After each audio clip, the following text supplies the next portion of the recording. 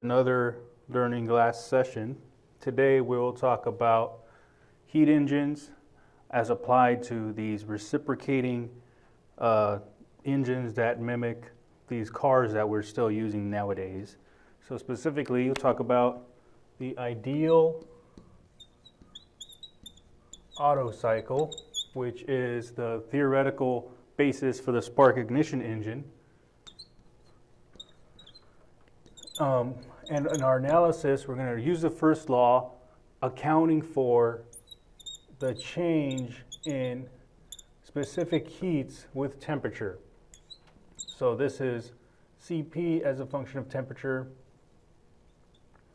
and Cv as a function of temperature,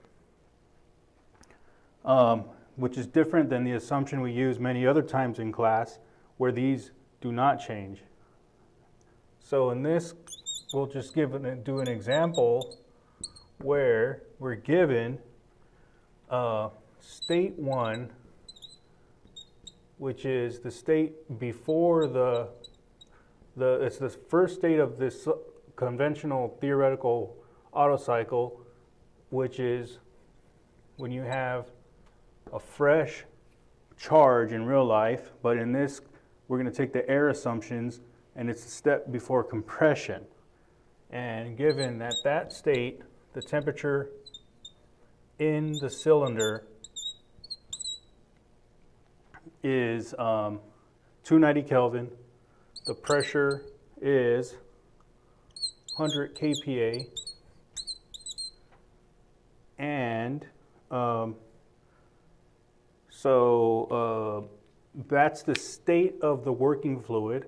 And this is a Otto cycle, which is the model for a spark ignition gasoline engine. But as we remember from class, we're going to take the air standard assumptions, which means that instead of modeling a fuel-air mixture in the cylinder being compressed, then lighting the spark and burning the fuel to get this high temperature, high enthalpy, high internal energy working fluid, we're going to simplify that by not including any direct combustion steps. It's going to be a heat transfer step. So in the cylinder, it's only going to be a closed system with air inside that never leaves, never gets filled up again. It's just the same mass of air that gets different stages. So that's what we're talking about here. And one property of these reciprocating engines is this so-called compression ratio, which is R, which in this case would be V1 over V2. It's 8. So what this means is that when the cylinder is at its top dead center position, the bottom dead center position, the biggest mass, it goes to the top dead center, the smallest volume. That's the ratio between these two volumes, which is basically a measure of the size of this particular engine. And so what we're saying here is that under the cold air standard assumptions, we have this working fluid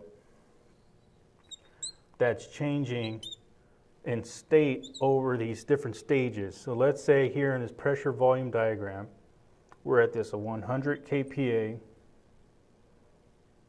This is going to be our state 1. So the air inside starts off at this pressure and temperature and volume, and then the first stage of this Otto cycle is this isentropic compression from state 1 to state 2. So it's a compression where the air goes from the bottom dead center to the top dead center in this reciprocating engine crankshaft, and that ratio of the volumes is 8:1. That's given, and you're also given the pressure at the beginning and the temperature at the beginning, and we're not given the details yet, but what we do know is that if this is an ideal Otto cycle under the air standard assumptions, that what's going to happen is you're just going to have this mass of air inside the cylinder being compressed, heated, expanded, cooled, all in a cycle. It's not going to have a combustible fuel-air mixture. It's just going to be air heated in a different way. So here is the compression step, and then we're going to model the combustion step as a constant volume process where at constant volume, you go to your highest pressure and your highest temperature, state 3, by, instead of burning a fuel-air mixture inside of the cylinder, we're going to model this as a high temperature, high energy heat transfer step where instead of burning the fuel to get the chemical bond energy, instead of doing that, we don't know where this energy comes from. It doesn't matter for our analysis purposes, but what we're going to say is that it's going to be a heat transfer step where the air inside is a closed system, but there's going to be heat transfer from the outside to bring it to the combustion temperature and pressure at constant volume at some, we're going to ignore the time it takes for that. It's a simplification. It's not physically what happens in real life, but it gives us a theoretical insight into the limits of the work we can get out of this system.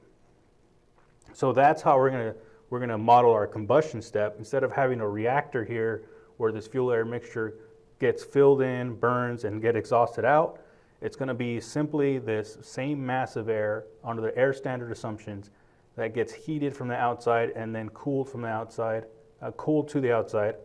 So, but in this whole thing, the whole purpose of this design is to get some work out, net work out. So that's what this is here, an isentropic expansion. So this is isentropic compression. This is isentropic expansion, going from low volume to high volume within these two volumes. And then you have some heat out, which mimics the exhaust step of a real four-stroke cycle. So this is a cylinder moving up and down. It has a compression step, a combustion-like step with this heat in, and then exhaust-like step with this heat out, and then here's your power stroke. So the whole goal of this whole device is to get some power stroke out at high pressure and volume, because the area under this curve is the work that you get out. So it's going in the high towards increased volume. So this would be the area under this curve will be work out, and the area under this curve will be work in. So the net work out is this here, this minus this. So that's the goal of this heat engine, is to get net work out, and the Otto cycle is these specific steps here, being some compression, constant volume heat addition, power stroke, constant volume heat out to get back to your initial state. Okay, so you're also given for this engine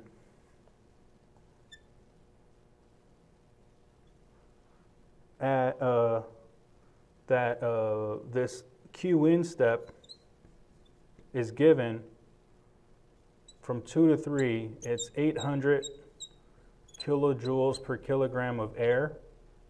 That's known. And that this specific engine has a size of displacement of 1.6 liters for 4 cylinders.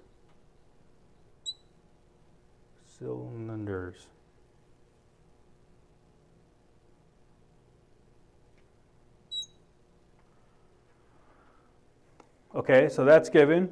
We're going to use this to analyze this problem. Specifically, this is a heat engine. So for a heat engine, the main parameter of performance is the thermal efficiency.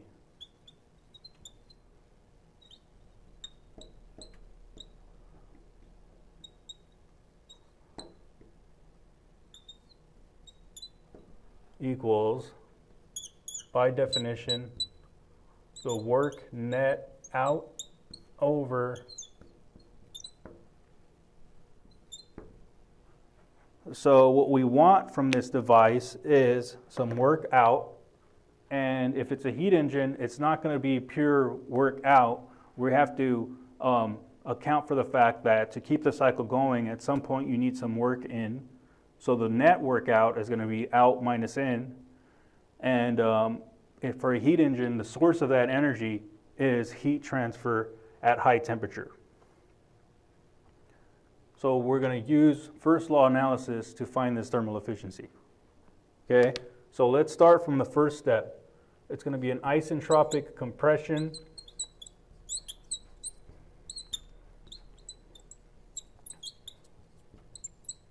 of air under the air standard assumptions, but we're going to account with this temperature dependence of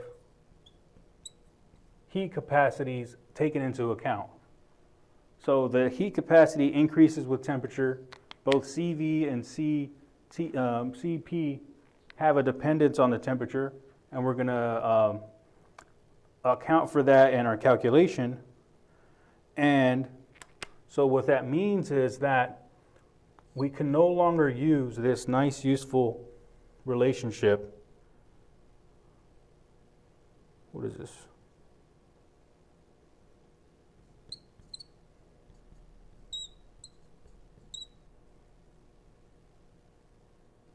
I think it's the other way around. PV equals nRT, yeah.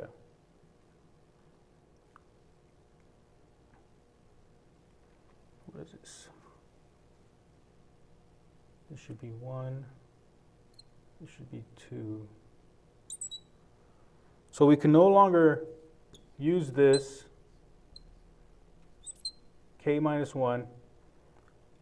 This was very useful to find this isentropic compression, but what we forget when we call it isentropic compression is that the assumption under this expression is that CP and CV are constant. This K are constant. That doesn't apply here, so we cannot use that expression to connect one state to the other. So if this were constant CP and CV, we can combine the first and second laws and derive this expression, which allows us to connect state 1 to state 2 with this relationship. But since CP and CV are changing when this temperature changes, this no longer applies. So what you do under this is, if you're talking about the air standard assumption, you use a different table. You don't use this equation, you use a table which is using the concept of relative pressure and relative volume. So see this other Learning Glass video where we talked about this, but in this case, you would use relative pressure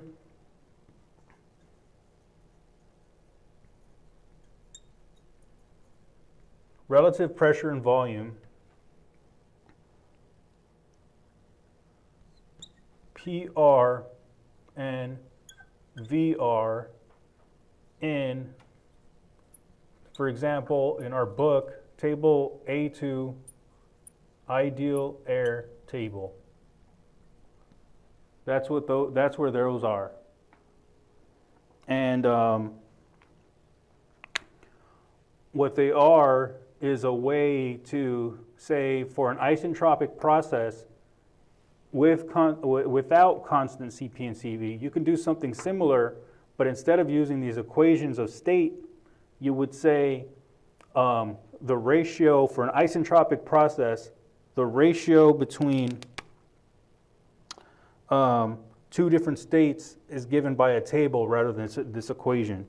So for example, in this table, if you know that T1 equals 290 Kelvin, you would look in table A22 and find that the corresponding ideal gas air property at temperature of 290 Kelvin, ideal gas meaning that it only depends on temperature is one property of ideal gas. You would see just by looking at this table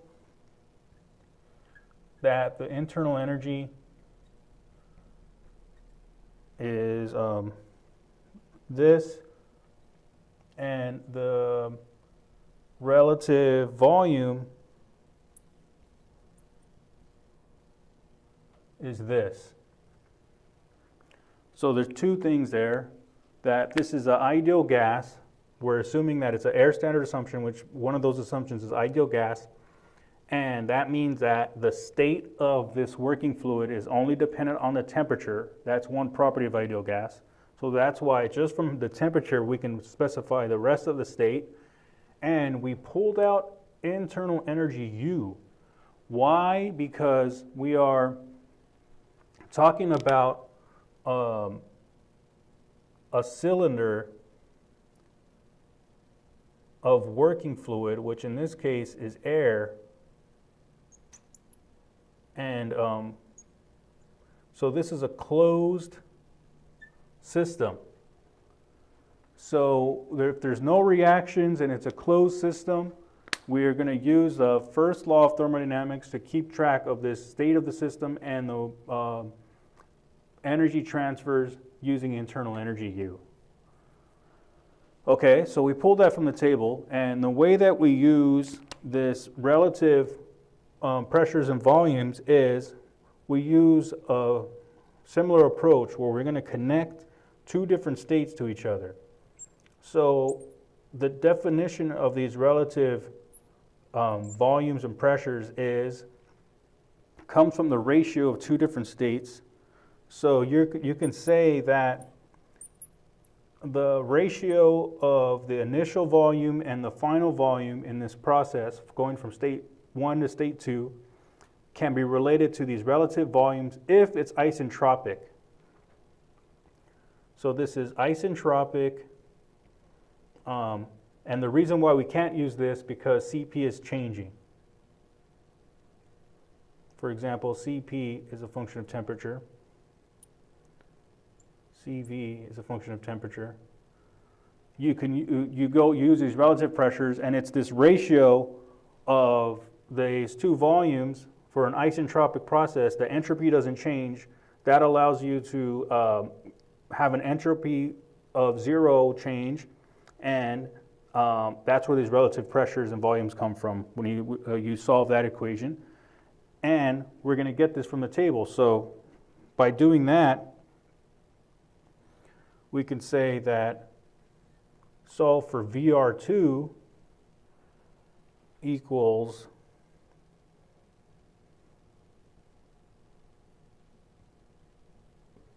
so that's how we're going to connect the two states. We know from the table that VR1, we know that value, and we are given this ratio of V1 to V2. So this equals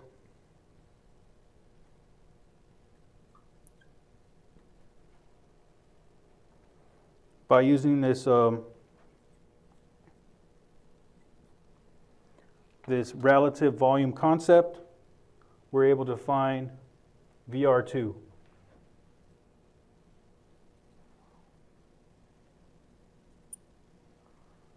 And if we know VR2 from the table A22, what that tells us is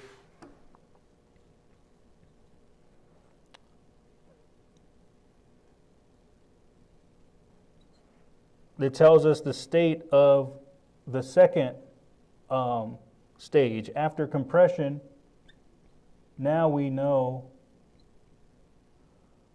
the internal energy and the temperature. So that's what we did. We used the tables to connect one state to the other. So using the table to find the state at the first stage, we found the relative volume at the first stage. We use this ratio to find the relative volume at the second stage. After compression, we know the compression ratio, the volume ratio. That gives us the relative volume at the second stage, and then we go to the table to say, okay, where does this happen? It happens when the temperature at this is 652 and so forth. So that's how we connected state 1 to state 2 by using the table.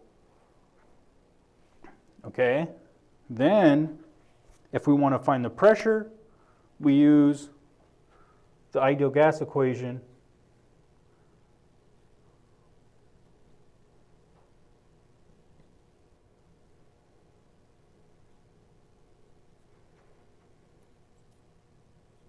Now that we know the volumes and the temperatures, we needed the temperature here to do this. We found the temperature from the table.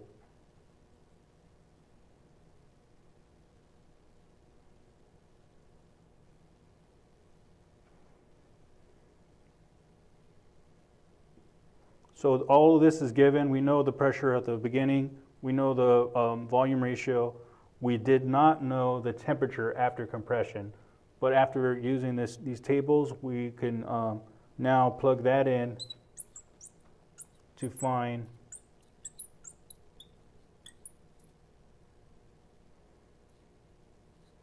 the pressure.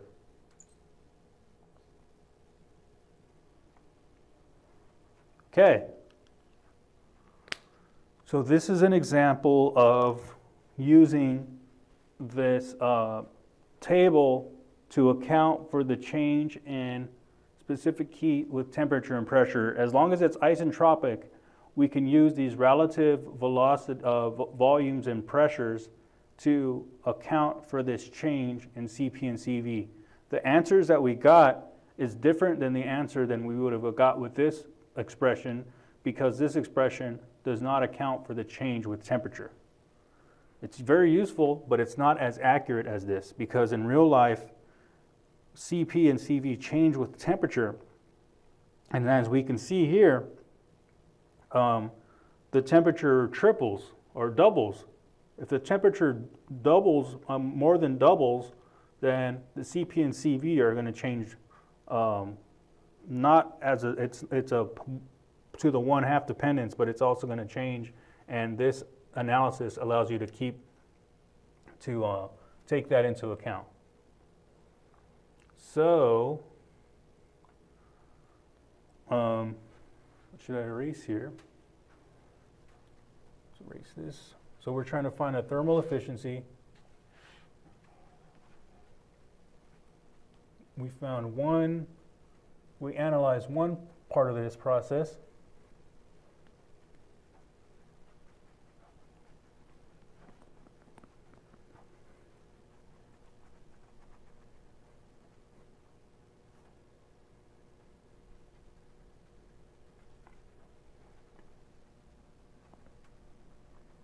So we're going to go through each of these stages using the first law to get some of these state parameters and work in and work out to find this thermal efficiency based on the first law. Okay, so the next step is from 2 to 3, it's going to be this so-called combustion. Constant volume heat addition, which is going to be our model for the combustion stage. It's under the air standard assumptions. Instead of having a fuel-air mixture, it's just going to be some mass of air heated from the outside. So from the first law, if it's a closed system, we're going to express the first law in terms of internal energy. So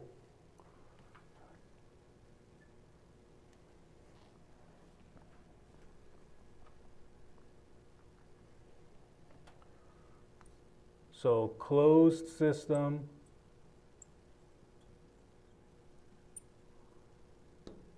no chemical reaction, use internal energy U. instead of enthalpy.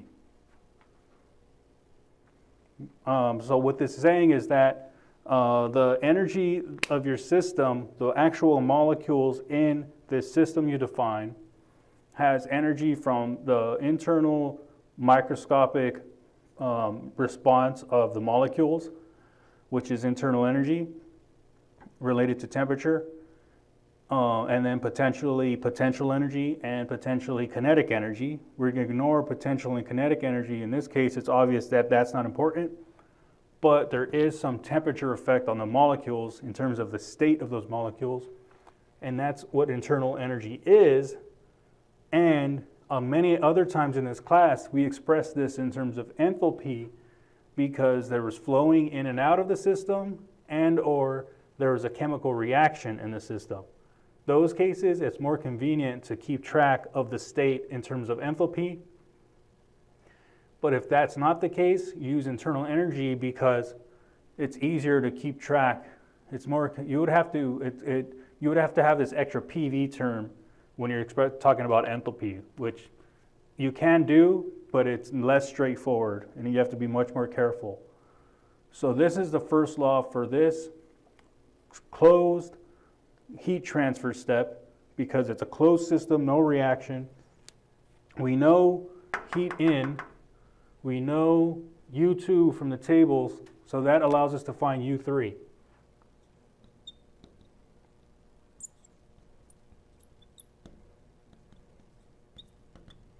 So this is the 800 that we're given. And then we're given this, from our analysis using the table, so we can find U3 to be high internal energy because that's where you have this energy coming in from this combustion step. This fuel brings in energy to give you a high temperature, high pressure, high internal energy. Okay? Then we can use the ideal gas equation again because we know a lot about this state.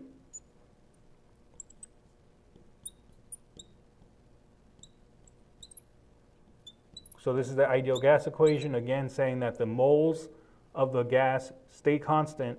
That allows us to cancel out the moles and connect two different states to each other by the ideal gas equation. So that allows us to find the pressure at the end of this from 2 to 3 in terms of the other state.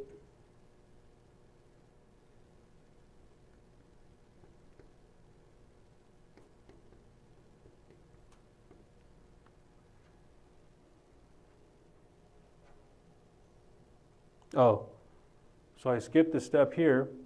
We don't know T3. We know that this volume is the same from 2 to 3, so that's going to be a ratio of 1 to 1, or the volume at the end is, it's not going to change, so that's going to cancel out. But the temperature, we don't know, so what we have to do here is to use the ideal gas table. So from the ideal gas table, table A22, we can find that T3 equals 1575 Kelvin, and the volume, the relative volume, which we're going to use in the next part, the relative volume, which we'll use for this expansion step, is 6.108. So that's from the table. And then now that we know this temperature from the table, we can find the pressure. P2 is 1800 kPa times this volume does not change, so it cancels out. And the temperature is known.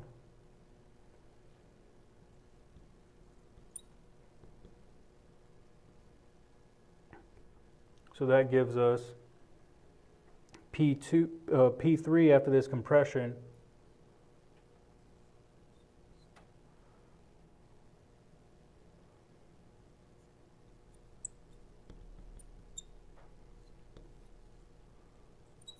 So P3 is over 4,000 kilopascals. So what we did there was we used the first law, we knew the heat in, and we knew the internal energy from the table from the previous step, finding the internal energy after that step, and then we go to the table to find the rest of the state, and that allows us to find the pressure by the ideal gas equation. Okay. So for the isentropic expansion, going from 3 to 4,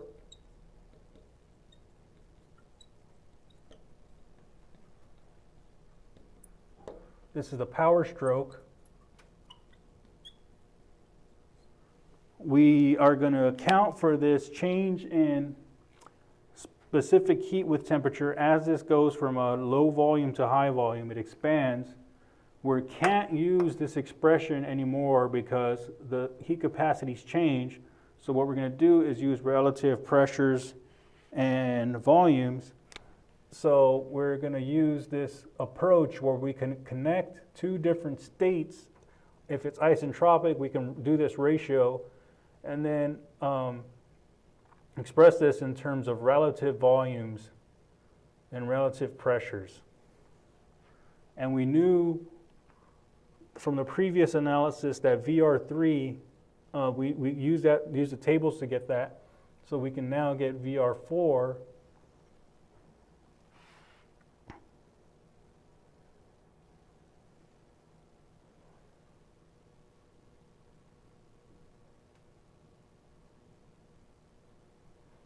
So to get the relative volume at 4, that will give us the state at 4. Once we know this, we can go to the table A22 and find the rest of the properties at that state. Once we know this, and to get that, we have to use the volume ratio from 4 to 3. And if we look at the ideal Otto cycle, works around 2 volume branches.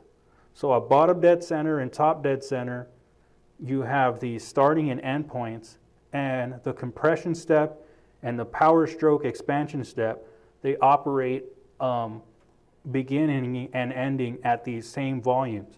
So the compression ratio that is given in terms of the highest volume to the lowest volume at state 1 to state 2 is the same as the expansion going from 3 to 4. So we know that it's 1 to 8, 8 to 1. So this ratio of V4 to V3 is 8 to 1. Because it's the same volume as a compression ratio. And this is found from the table from before. So VR3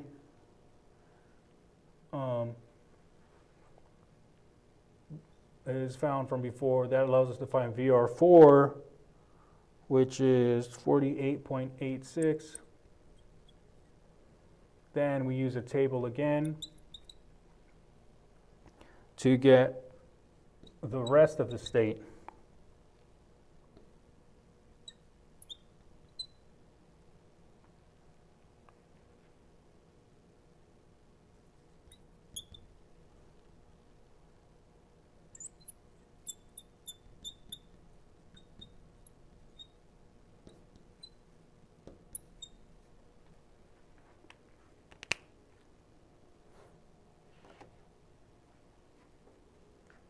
Okay, so what we're doing so far is using these relative pressures and volumes because that is the way that you can connect an initial state to a final state under isentropic conditions when the specific heats change. We can't use this expression anymore, but we can use these VR ratios in a table. In this case, if we have ideal gas air, It's table A22 in our book.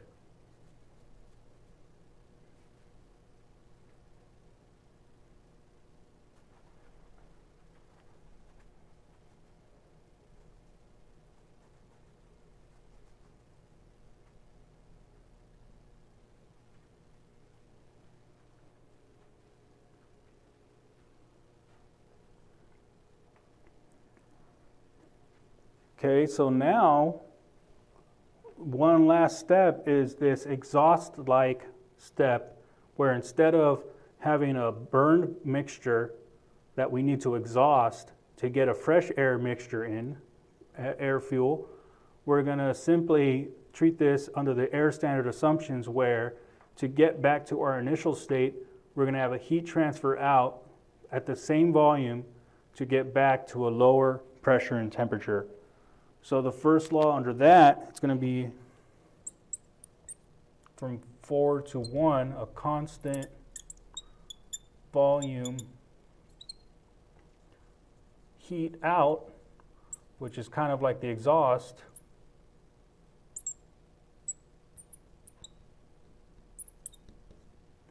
the first law is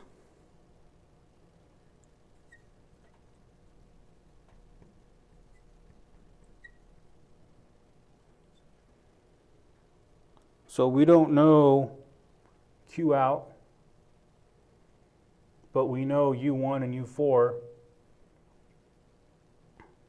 So U4 is what we just found from the table. U1 is what we found at the beginning. So Q out from 4 to 1 equals 381.8.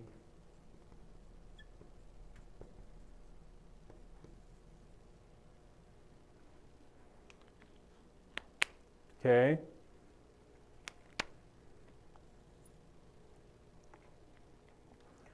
All right, so we did this first law analysis on each of these stages to get an idea of the states at each of these stages after the compression, heat addition, expansion, heat out. And that allows us to analyze the performance of this heat engine. The point of this whole thing is to get some net work out. You're going to get a power stroke from the expansion after this high internal energy is expanded. And so the net work of this whole process is this power stroke work minus this compression work you have to do at the beginning. So the way that we analyze this heat engine or quantify the performance is what we want out divided compared to what we have to pay. So what we have to pay is this energy that we input to the system to get this high internal energy, to get this power stroke. So the thermal efficiency is the net work out over the heat in. And if we apply the first law to the whole cycle, that shows us how all of these are related. So we applied the first law in each of these stages to get some idea of the states before and after, or in some cases we didn't need to write the first law, but we can use the tables to connect the state to get the internal energy at the end by using a table. So we did a mix of both relative pressures and volumes and first law analysis. But let's apply the first law to the whole cycle to show how the performance of the whole cycle can be analyzed in a similar fashion.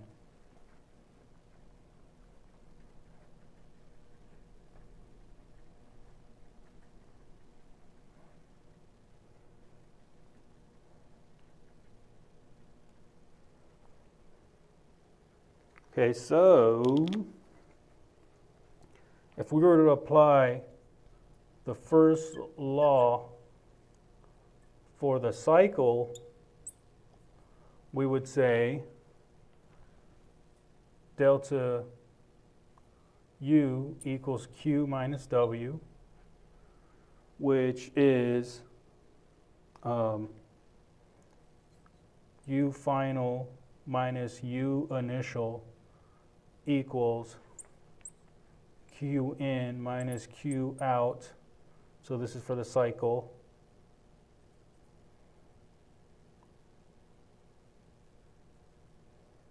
Minus work out minus work in for the cycle.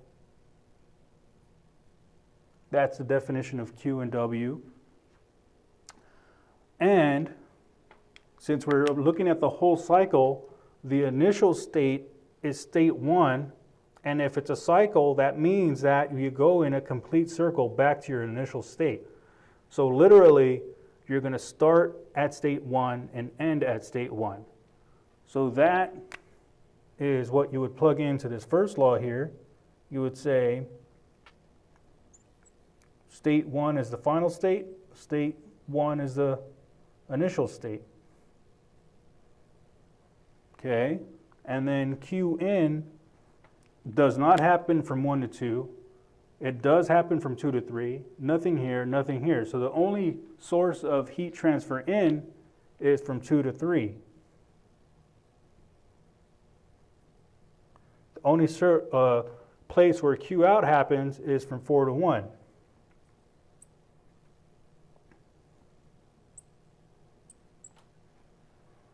And, or there's no need for this parentheses anymore because it doesn't happen anywhere else.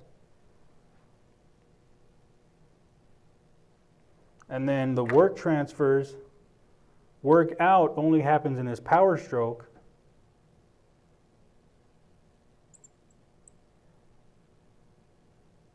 From 3 to 4.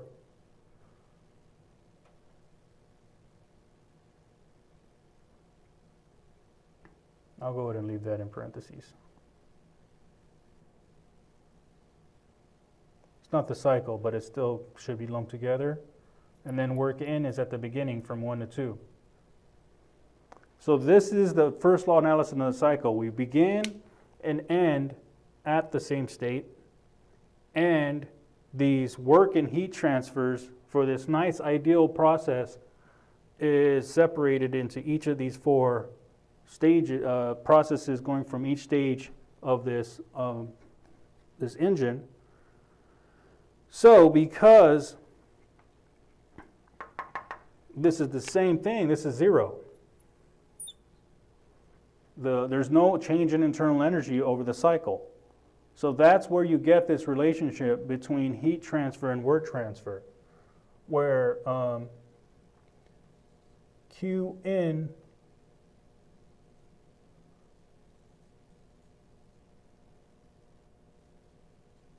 is balanced by this work transfer.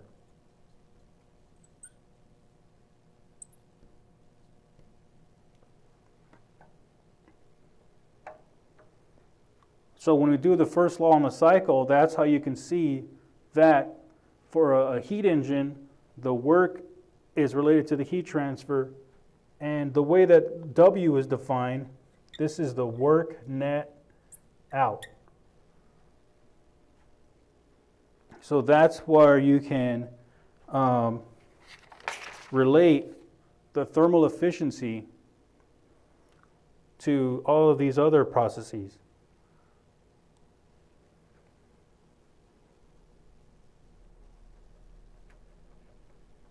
So the thermal efficiency, by definition, is the work net out over the heat transfer that you have to put in, which, as we see from here, you can relate to these different things. So this would be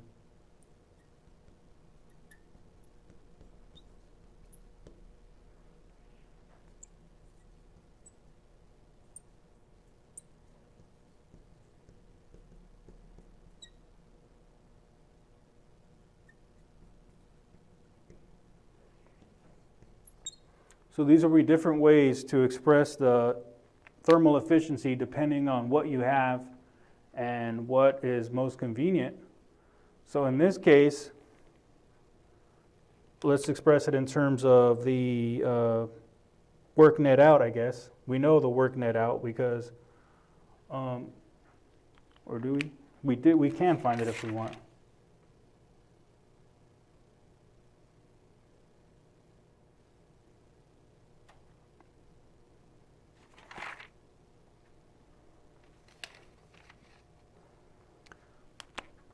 We can find this if we want. We have everything we need.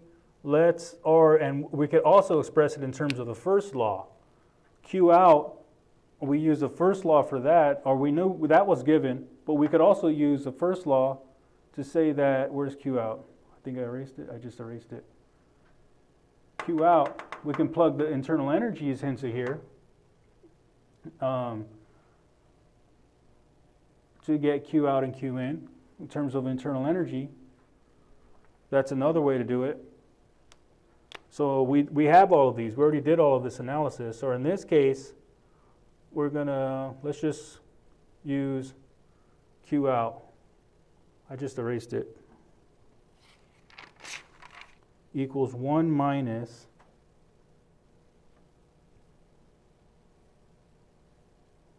(381.8) kilojoules per kilogram divided by Q in is what we're given. Units cancel out to give us a thermal efficiency of 0.52. So all that for that.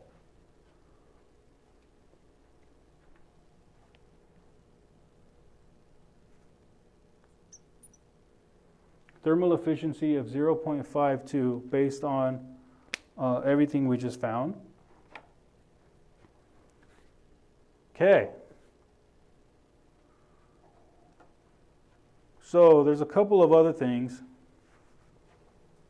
Is that we'll talk about it in class, but there's a simpler analysis.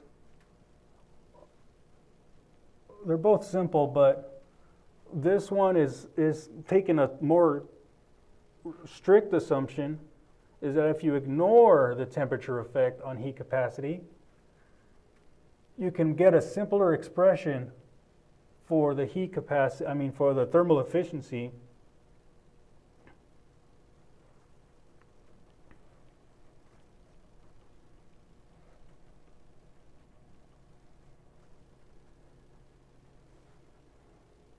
So if this is the compression ratio, just depends on your size of your cylinder. We'll talk about it in class, but under the cold air standard, which it says that you have a constant Cp, Cv in K and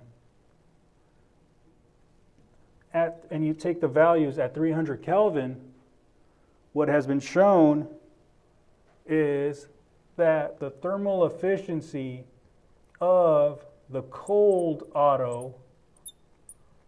air standard Otto cycle is simply related to the compression ratio.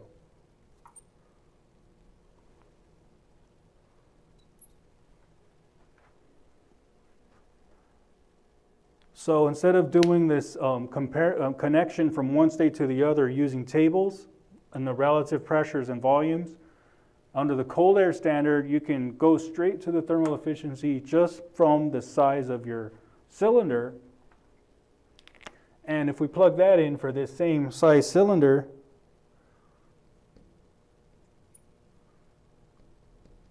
and if we remember that Cp for air, it's K of 1.4. So that would give us a different answer, 0.57.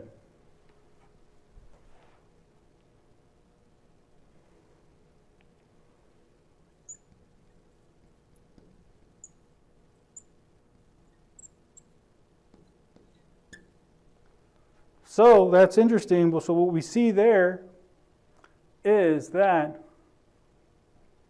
about a 10% difference. So under the cold air standard,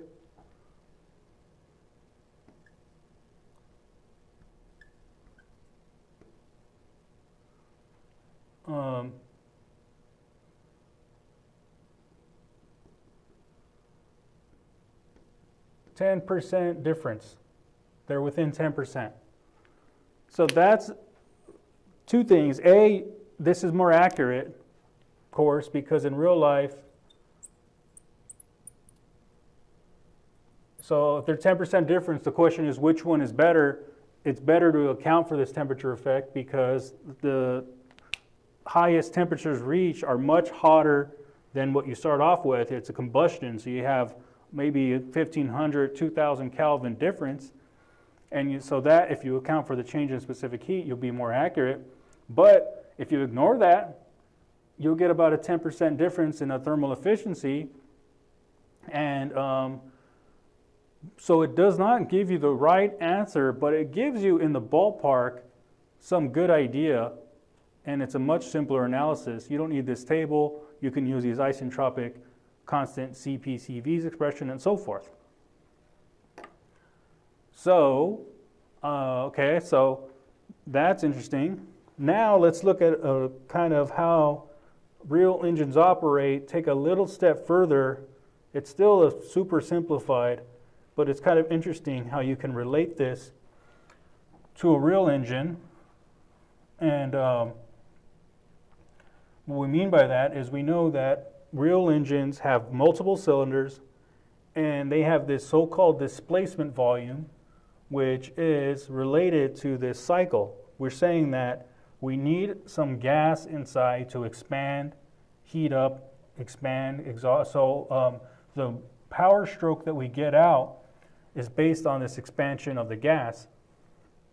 And it's a heat engine, which is nice because we can get a very steady flow of energy if we keep on running this cycle over and over and over again in a small volume.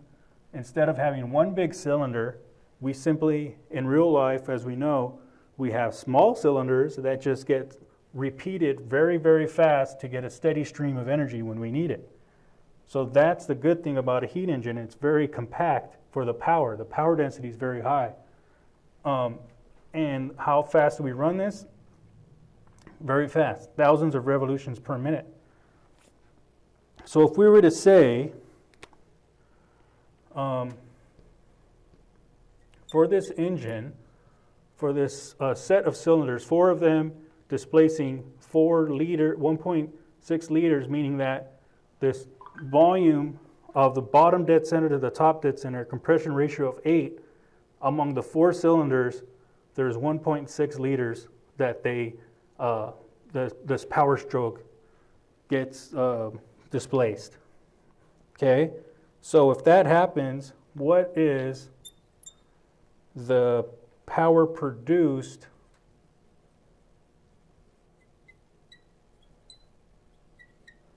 at 4,000 RPM?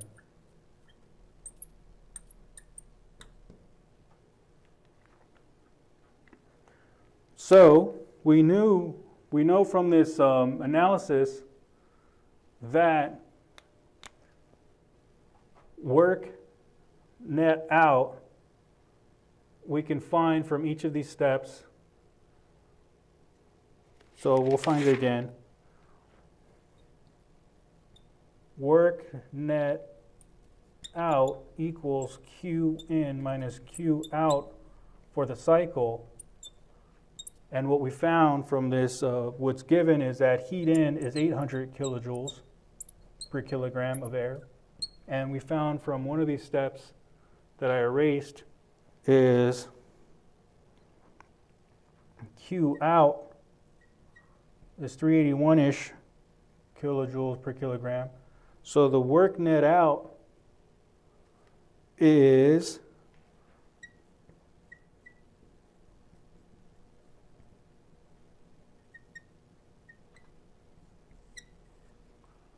so what this is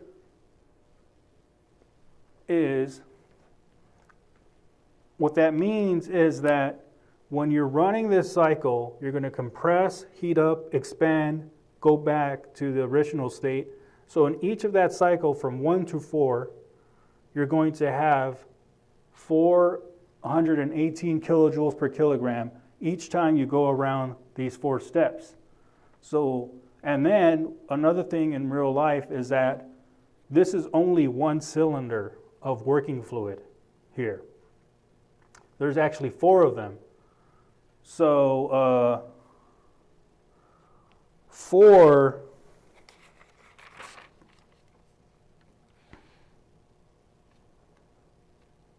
so if this is per cylinder, is there a 4 here? So net work per cycle and per cylinder. But what we kind of know is that in those 4 cylinders total, it's 4, it gives into this total displacement of the engine. So when we talk about engines, they don't talk about per cylinder. They say this whole engine put together, 4, 8 cylinders, it gives this total amount of displacement. So this is the net work per cycle. Oh, yeah, so per cycle.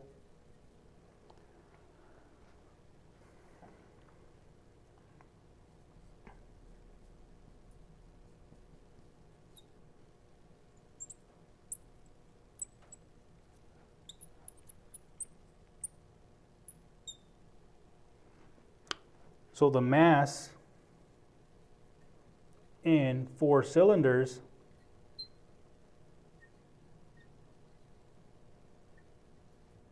can be found from the displacement volume, this 1.6 liters, divided by any of these, the mass stays constant. So if we use state 1, if we know at any of these states what the density is, we can use that to find the mass in that cylinder. If we know the total volume, the absolute volume, divided by the inverse density, that will give us the mass. So this is from the table. So this is given 1.6 liters. Convert the liters to meter cubed.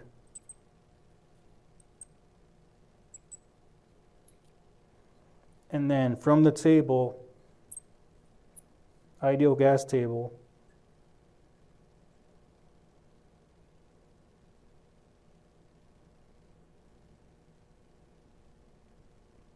this is from table A22. What that gives us is that for the whole engine,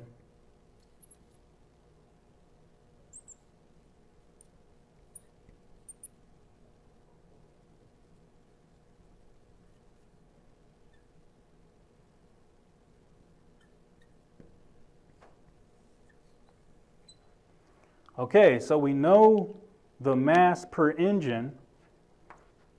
We know the work out per cycle per mass. So for each cycle,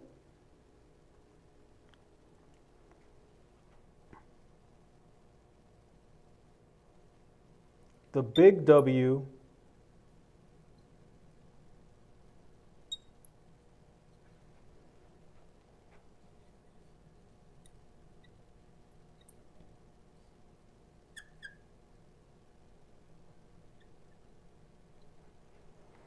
multiply these together,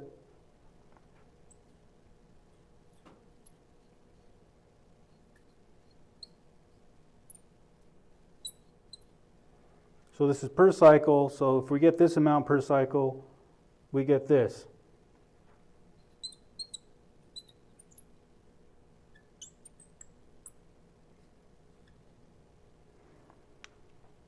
Okay. So we'll talk about this more in class, but the ideal Otto cycle, we simplified it a lot. And a big thing is that it's going to be a pocket of air, cylinder of air, that never gets exhausted and never gets replaced. So because of that, it's only 2 strokes, because in a real life 4-stroke engine, you have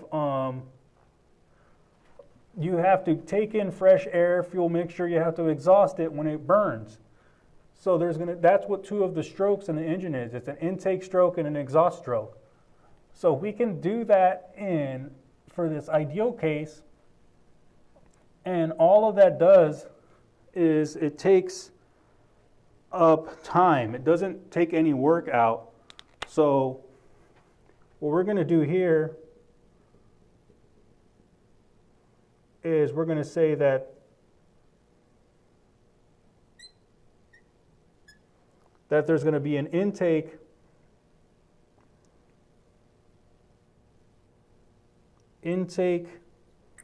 and exhaust strokes. It's going to exhaust out, then intake. So it's going to go one stroke, 2 stroke, 3 strokes, 4 strokes. 1 stroke, 2, 1, 2, 3, 4. 1, 2, 3, 4.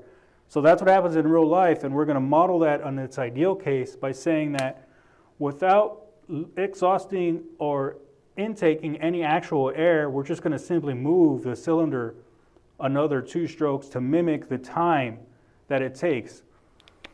So for a 4-stroke cycle, which is in real life how most engines work, unless it's a smaller engine, the way that the crankshaft works is that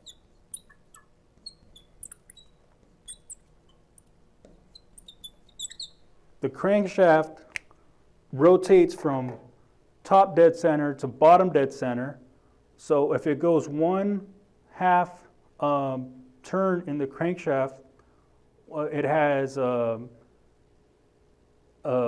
goes up or down. So if you go from top dead center to top dead center and move 2 strokes, it went up and it went down. So that's what we mean here, is that to complete this cycle from going from state 1 back to state 1, there's 2 strokes in there. And that's related to the time, basically, the revolutions on the crankshaft. So putting that all together, we can say that the power, big W in terms of kilowatts, not per gram anymore, it's this amount that we found here per cycle.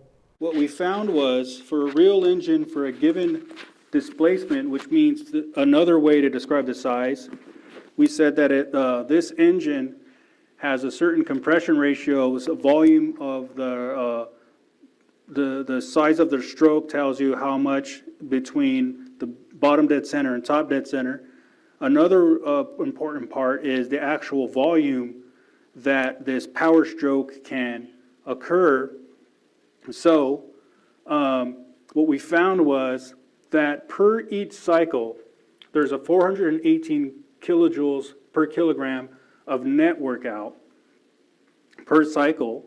Then, by using this known total volume across all 4 cylinders, we know, and then we use the tables to find the density of that gas. That can give us the mass of the whole engine, the working fluid that was used for this power stroke.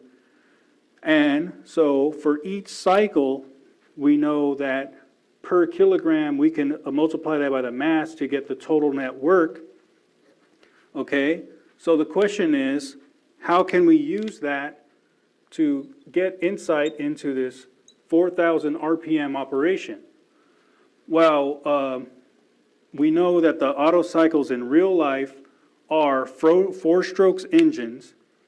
So what we're going to do for this compression ratio of that we knew that helped us to get this power stroke per cycle, what we're going to do is mimic a 4-stroke cycle that is different than the ideal cycle. So in the ideal cycle, we never intake a fresh set of fuel air mixture. We don't exhaust the burnt gases.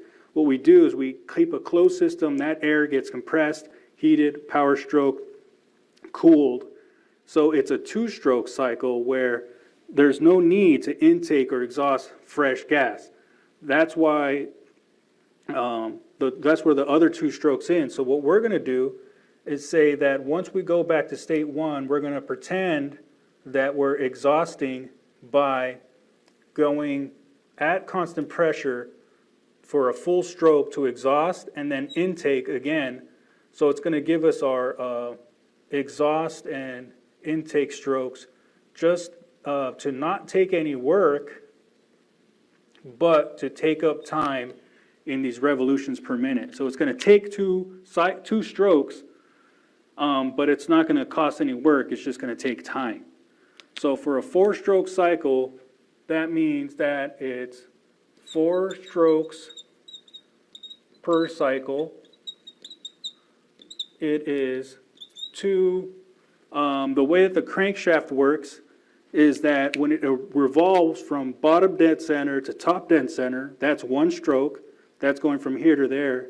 And then once it goes back from top dead center to bottom dead center, that is another stroke down. So per each revolution on the crankshaft, it goes up and down, 1, 2 strokes. So it's 2 strokes per revolution. So that's what we're going to use to get the power for 4,000 RPMs. So the work that we're going to get depends on the work net per cycle. So that's this 0.804 kilojoules per cycle total. So the mass times a per kilogram that we found. Then we know that for each cycle, you need 4 strokes.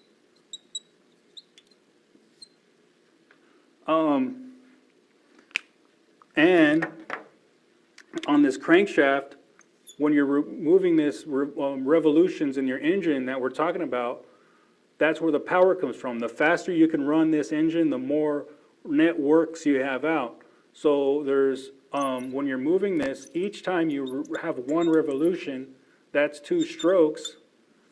And we're saying here that we're revolving this 4,000 times per minute.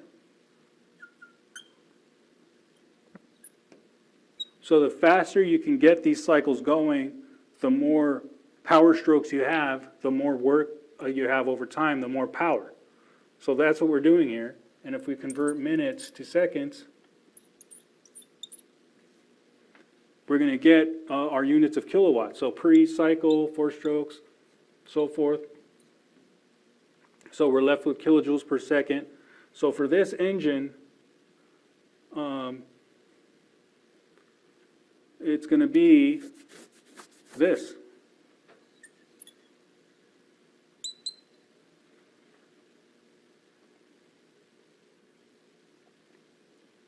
Equals 27 kilowatts.